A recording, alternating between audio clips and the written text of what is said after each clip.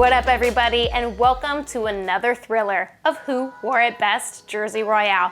I'm your host, Kaleigh Krish, and each week I try to impress you with my abundance of knowledge about all sports, all players, of all generations.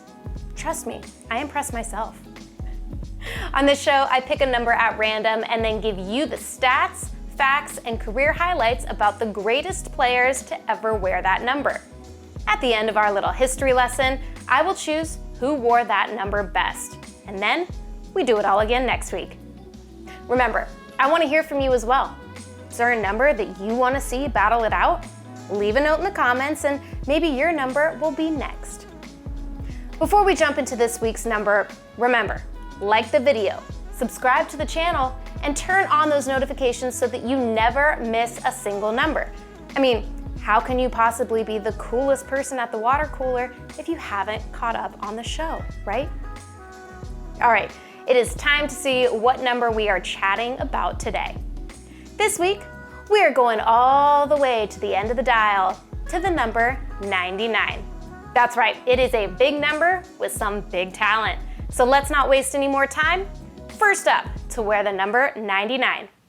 You either loved him or hated him. Defensive tackle Warren Sapp. Warren was drafted in 1995 from the University of Miami. In college, Sapp was an All-American. His junior year, he won the Bronco Nagurski Trophy for the best defensive player in the entire country, as well as the Lombardi Award for the best player from either side of the ball who embodies the values and spirit of legendary Vince Lombardi. Sapp was drafted in 12th overall by the Tampa Bay Buccaneers. He earned the starting job as right defensive tackle almost immediately and held it for his 9 years with the Bucs. During that time, he used his devastating combination of size and speed to disrupt opposing offenses. Sapp finished his rookie season with 27 tackles and 1 interception. The next season, the Bucs would make a coaching change, and under Tony Dungy, the defense would vastly improve. Sapp almost doubled his tackles with 51 and recorded 9 sacks. Coach Dungy's defensive scheme would be known as the Tampa 2 and transformed the pass rush into a scary thing. In '97, he recorded 58 tackles and 10.5 sacks, and that year, his Pro Bowl selection would be the first of 7 straight. Look, growing up, I hated Warren Sapp. He was loud and mean and, quite frankly, pretty scary. And at the height of his career, who was the best QB in the world? That's right, Brett Favre. So you can imagine how nervous I'd be when those two teams met. Their first playoff matchup in '98, Sapp was a menace to Favre and the Packers. He had 6 tackles, 3 sacks, 2 forced fumbles, and 1 fumble recovery. I remember watching that game, and every time Warren got his hands on Favre, I would grimace because you never knew how bad that hit was gonna be. The cool thing was, you could see the respect these two had for each other. Even though there was shit talking, Sapp knew that if he could get to Favre, his name would be up there with the greats. But I do want to mention, the Packers beat the Bucs that game 21-7, so... A year later, Sapp would get the honor of being named Defensive Player of the Year. Now let's jump to 2002. Under head coach John Gruden, Warren Sapp was the leader of the Bucs defense that led the NFL in total defense and pass defense. Sapp tallied 52 tackles with 7.5 sacks and 2 interceptions, earning another spot in the Pro Bowl and gaining All-Pro team honors. The Buccaneers met their nemesis, the Philadelphia Eagles, in the NFC Championship, and up to this point, the Bucs had lost to the Eagles in the playoffs the last 2 years in a row. But this year would be different. The Bucs defeated the Eagles 27-10 and headed to the Super Bowl, facing the Oakland Raiders in Super Bowl 37. Sapp and his defense would hold the Raiders to just 21 points in a 48-21 victory. Sapp pitched in with 2 tackles, 1 sack for 9 yards, 2 tip passes, and a forced fumble. Sapp is also one of the few players to be named in multiple NFL All-Decade teams. In 2004, Sapp would sign with the Oakland Raiders, continuing to terrorize offenses. In his third year with the team, he would again reach that double-digit sack count with 10 for the season. Over his 4 years with the Silver and Black, Sapp would tally 172 tackles with 19.5 sacks and 1 interception. And in 2013, for all of his accomplishments and insane ability, the Tampa Bay Buccaneers would retire Warren Sapp's number 99. That same year, his legacy would get the ultimate notch in the belt, being named to the Pro Football Hall of Fame in Canton, Ohio. And there you go. There's our first incredible yet terrifying athlete to battle it out for the best to wear 99.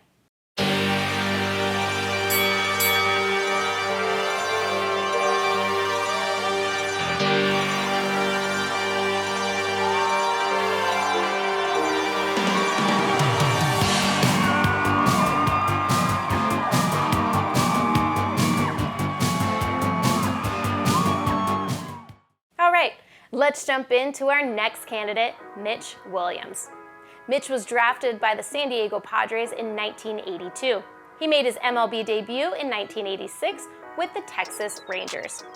Williams was a left-hander with a high 90s fastball and major control issues, but was largely effective, earning 192 saves in his 11 seasons, including a career high of 43 saves in 1993. But you know what? Mitch didn't even start wearing the number 99 until 93, so let's just keep it real. The pitcher that Mitch Williams was really inspired by, including walking out to Wild Thing and taking the number 99, was obviously Ricky Wild Thing Vaughn from Major League. So why don't we just give credit where credit is due and talk about the true Wild Thing? Look, some of you might be thinking, Ricky Vaughn? He's a fictional character. His stats don't count, but excuse me? Wild Thing has inspired a number of athletes, including the Cleveland Guardians relief pitcher, James Karinchak, who has an uncanny resemblance in pitching style to Ricky Vaughn, adopted his number and his walkout song. We also have the 2022 National League Rookie of the Year runner-up Spencer Strider from the Atlanta Braves. He's making his number change from 65 to 99, and come on now, we know it's to follow in the icon's footsteps. So, why don't we just go ahead and look at Ricky Vaughn's career stats? That's right, career stats. Now these stats come from John Sickles, who was an ESPN minor league baseball analyst from 96 to 2005. So he has seen some of the best prospects come through. He obviously was able to take Ricky's rookie season and predict what he would do in his career. So let's get to it. Ricky Vaughn was drafted by the Los Angeles Dodgers in 1984 out of high school. Now, a few years later, the Dodgers would release Vaughn for a simple misunderstanding, also known as Grand Theft Auto. But while serving his time, he pitched in the California Penal League. And while no stats were kept, other than good behavior, of course, the Cleveland Indians saw that unharnessed speed and signed Ricky in '89. In his rookie season, Ricky was incredibly versatile, making starts and saves. He would start 19 of 41 games, threw 114 innings, and had 5 saves with a 3.79 ERA and 129 strikeouts. Now, Rick had a slow start to his rookie year. I mean, the first hit off of him was a grand slam. He got tossed in the first game he played. But once his wild arm got under control, Vaughn really turned it around. In fact, the skipper trusted Ricky to throw relief in the 8th inning of a winner-take-all game. Here's a setup. The Indians found themselves tied for first with the Yankees. They would be forced to play a 1-game winner-take-all matchup to advance to the playoffs. Now, bottom of the 8th, the teams are tied 2-2. With the bases loaded, the Indians manager Lou Brown sends in Ricky Vaughn to face Clu Hayward. Now, remember, the last 2 times Vaughn faced Hayward, he homered off him, including a grand slam in the first matchup. But now, with the first playoff appearance in over 30 years on the line, Wild Thing comes into pitch. Vaughn would throw 3 straight fastballs, 97, 99, and 101 miles per hour, flying right past the big boy and striking him out, ending the inning and ultimately getting the save, sending the no-good Cleveland Indians into the playoffs. Not bad for his rookie season. A year later, Vaughn would start every game he played. He would up his innings and strikeouts, pitching 209 innings with 167 strikeouts, but his ERA would go up slightly with a 3.83. In 91, Wild Thing would become even less wild and dominate on the mound. He would start another 32 games, this time pitching 225 innings with 198 strikeouts, with 20 wins and just 8 losses for a 3.20 ERA, not too shabby. Overall, in his 12-year career, Ricky Vaughn would play 189 games, 733 innings pitched, 613 strikeouts, and have a career ERA of 3.78. Ricky is definitely one of the best things to come out of Cleveland. All right, up next, we are taking it back to the 1940s and 50s with pioneer in the game of basketball, number 99, George Mikan. George was part of one of the greatest basketball franchises in history, the Lakers. And while he never played in the state of California, he was a true trailblazer for so many of the greats, including the Lakers of purple and gold, Wilt Chamberlain, Kareem Abdul-Jabbar, and Shaquille O'Neal. In the 1948-49 season, Mikan averaged 28.3 points over 60 games as the Lakers went 47-13. Mikan would carry that dominance into the playoffs, scoring an average of 30.3 points per game to lead the Minneapolis Lakers to the BAA title. That's right, this was before the NBA was known as the NBA. Now, I would love to give you some more stats from that year, but basically points were the only thing they kept back then. Rebounds wouldn't be recorded until Mikan's third year in the league. The Lakers would go on to win 4 more titles over the next 6 seasons, in which Mikan averaged 24.3 points per game, 14.1 rebounds, and 3 assists. He also played in each of the first 4 All-Star games in league history. Mikan is still considered one of the first real superstars of the NBA. He even has the nickname Mr. Basketball. He truly paved the way for some of the greatest centers to ever play the game. Guys like Bill Russell, who looked up to Mikan, were able to take his playing style, build upon it, and change the game in the process. Mr. Basketball was so good at his game, he even has a drill named after him. The Mikan drill was practiced in order to help him work on his finishing and rebounding all at the same time. Now later on, this would become a standard drill for all basketball players. Guys like Abdul-Jabbar and O'Neal both credited the drill to their success as players. Mikan had an incredibly successful playing career, as you can see. It's a long list there. He won 7 championships in 9 seasons, was the 1953 All-Star Game MVP, and 3-time scoring champion. That's the title given to a player who scores the highest points per game average in a single season. Mikan was so dominant in the NBA, they were forced to make several significant rule changes, including the introduction of the goaltending rule, creation of shot clocks, and widening the foul lane, which of course is known as the Mikan rule. Because of his trailblazing accomplishments, Mikan was inducted into the Naismith Memorial Basketball Hall of Fame in 1959, which is an American history museum and Hall of Fame, which also serves as the complete basketball library. He also made the 25th, 35th, 50th, and 75th NBA anniversary teams. I'd say that qualifies him to be Mr. Basketball. Now, from an icon of basketball to an icon of hockey, let's take a look at number 99, Wayne Gretzky. Now, admittedly, there is no way I can list every single one of this man's accomplishments and contributions to the sport, so I'm going to go through the highlights. But still, you should buckle in.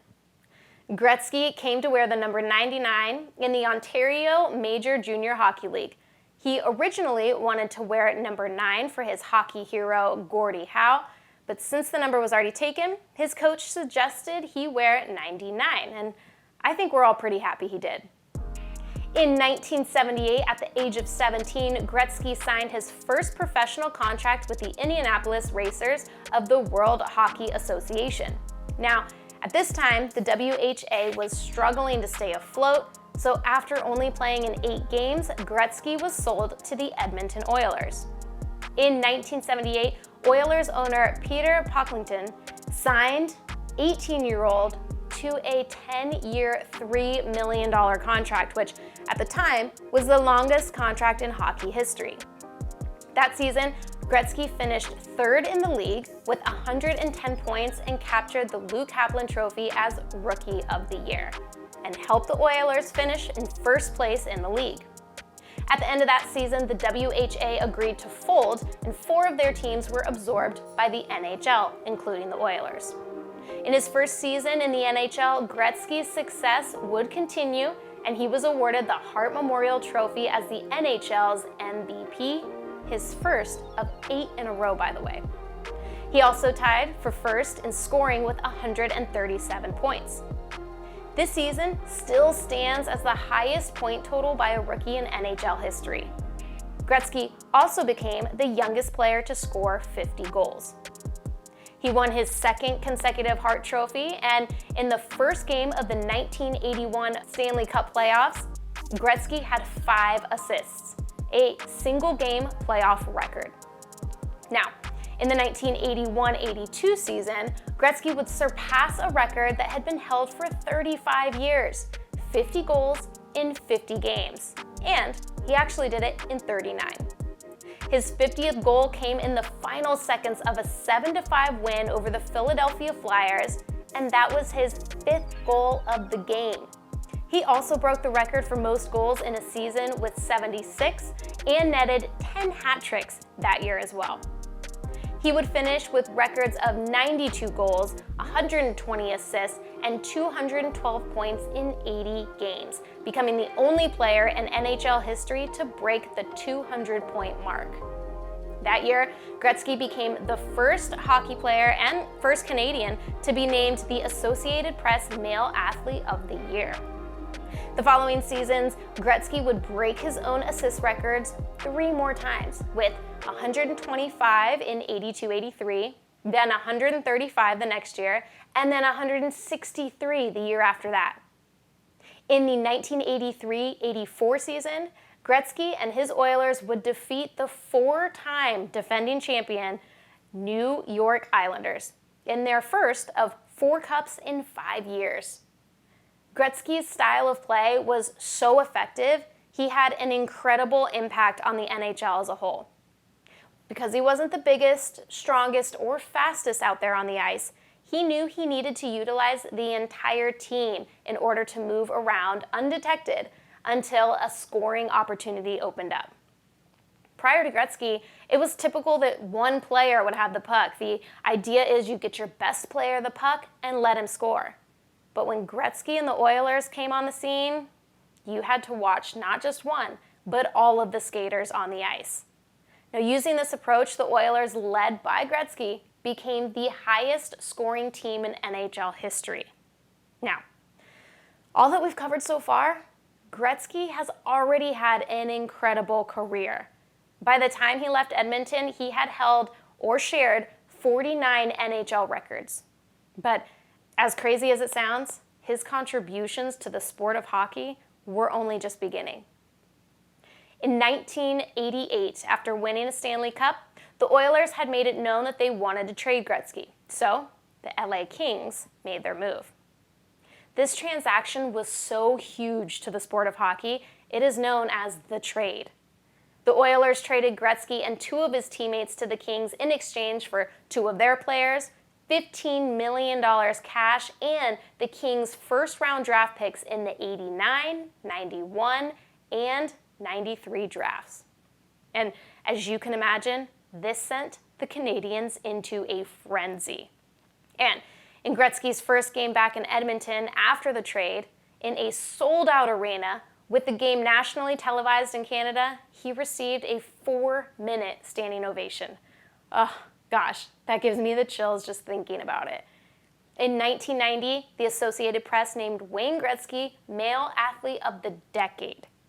His first season in LA saw a huge uptick in attendance and interest in a formerly not-so-hockey town. Gretzky was featured in commercials, on SNL, and followed around like a Hollywood celebrity. With numerous sellouts at Kings games and all the attention that hockey started to receive, the sport exploded in California, which followed into the rest of the Sun Belt. Without the Gretzky effect, you would not have teams like the Ducks, the Sharks, the Coyotes, Stars, Lightning, Panthers. In fact, 17 years after the Gretzky trade, all of a sudden, you start seeing kids from Southern California getting drafted into the NHL. This trade transcended the game and opened up incredible opportunity to generations. Heck, we wouldn't have the Mighty Ducks franchise without Gretzky. Now that would be a cinematic tragedy. Now, like I said at the beginning, I cannot possibly get through all of his stats, but let's recap a few of the most unbreakable ones. A hollowed benchmark in hockey history is Gretzky's 51 game point scoring streak. 3 consecutive 200-point seasons, most career points with 2,875, most assists in a career with 1,963, and most professional goals in a career with 1,072. And the list goes on. He currently holds 61 records listed in the league's official guide and record book. And there you have it, folks. All of Gretzky's accomplishments that I can possibly talk about within a 30-minute show. Now, before we get to the winner of this week's Jersey Royale, I know that there will be some people out there that'll be upset with some of the names that I left off this list. Aaron Judge, J.J. Watt, Aaron Donald, but come on. Those guys are still relatively early in their career, especially Judge, so let's just see what he continues to do, okay? All right, let's not waste any more time here because the undoubtable winner of the greatest to ever wear the number 99 is, of course, Wayne Gretzky. Come on, with a nickname like the Great One, it is going to be impossible for anyone to compete with that. After the 98-99 season, Gretzky shocked the world when he announced his retirement, and the NHL waived their 3-year waiting period in order to induct him into the Hall of Fame class of 99. The NHL also retired the Great One's number as a whole, which was almost unnecessary because players had stopped wearing it long ago. Really? Would you want to be playing under that giant shadow? No, thank you. All right, fans, there you have it. Thank you so much for watching this week's episode, and as always, like and share the content, subscribe to the channel, turn on those notifications so you never miss a hard-hitting episode of Who Wore It Best Jersey Royale. See y'all next time.